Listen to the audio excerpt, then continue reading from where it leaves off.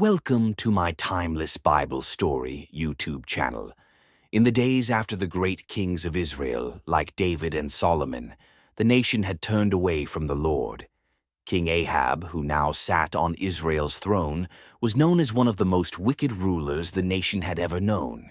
His wife, Queen Jezebel, had introduced the worship of the false god Baal to the Israelites, and under her influence, altars to Baal were raised across the land. The sacred worship of the Lord was abandoned. Prophets of God were hunted and silenced. The people of Israel, once chosen and set apart, were now deep in rebellion. But in the midst of this moral darkness, God raised up a voice, a prophet named Elijah. Elijah came from Tishbe in Gilead. He was not a king or a priest, but a man with fire in his spirit and a calling from God. Standing boldly before King Ahab, Elijah delivered a solemn warning from the Lord. "As the Lord, the God of Israel, lives, whom I serve, there will be neither dew nor rain in the next few years except at my word." For more than 3 years the heavens remained closed, the drought scorched the land, famine spread, livestock died. Yet this drought was not just a natural disaster, it was a divine judgment, calling the people to return to their God. While the land suffered, God protected his prophet. First, Elijah was sent to the Kerith ravine, where God commanded ravens to bring him bread and meat each day. When the brook dried up, God led him to Zarephath, to the home of a poor widow. There, Elijah witnessed God's mercy again. The widow's small supply of flour and oil never ran dry, sustaining them throughout the famine. Later, when her son died suddenly, Elijah stretched himself over the boy 3 times and cried out to God. In answer, the Lord revived the child, a sign that God's power brings life even in the darkest times. At God's command, Elijah returned to confront King Ahab once more. When Ahab saw him, he shouted, "Is that you, you troubler of Israel?" But Elijah responded with boldness, "I have not made trouble for Israel, but you and your father's family have. You have abandoned the Lord's commands and have followed the Baals." 1 Kings 18:18. Then came the challenge that would shake the nation. Elijah called for a contest. He told Ahab to gather all Israel on Mount Carmel, along with the 450 prophets of Baal and the 400 prophets of Asherah. The people came, curious and conflicted, unsure who was truly God.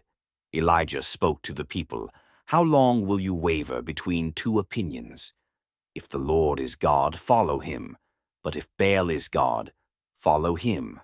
But the people said nothing. Their silence echoed their confusion and fear. Elijah proposed a test: 2 bulls, 2 altars, 2 prayers. One answer. The God who responded with fire would be declared the true God. The people agreed. The prophets of Baal went first. From morning until noon they shouted, sang, and danced. They called on Baal to send fire, but nothing happened.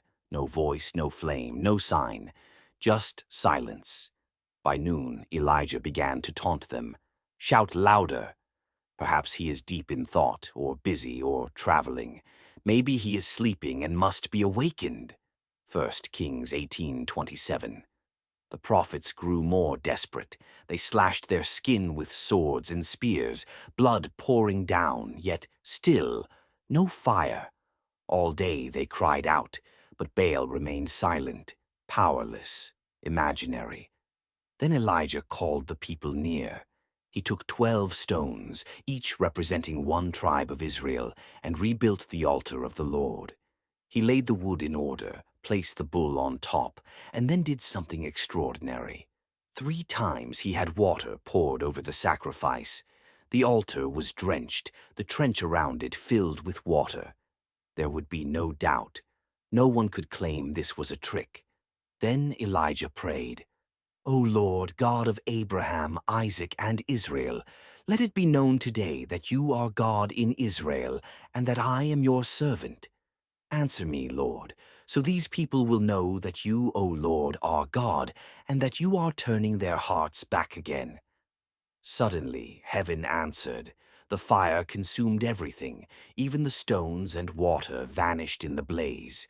It was a divine explosion, unmistakable and overwhelming. The people fell on their faces and cried out together, "The Lord, He is God! The Lord, He is God!" Thanks for watching the video. Please subscribe Timeless Bible Story YouTube channel. See you soon next video.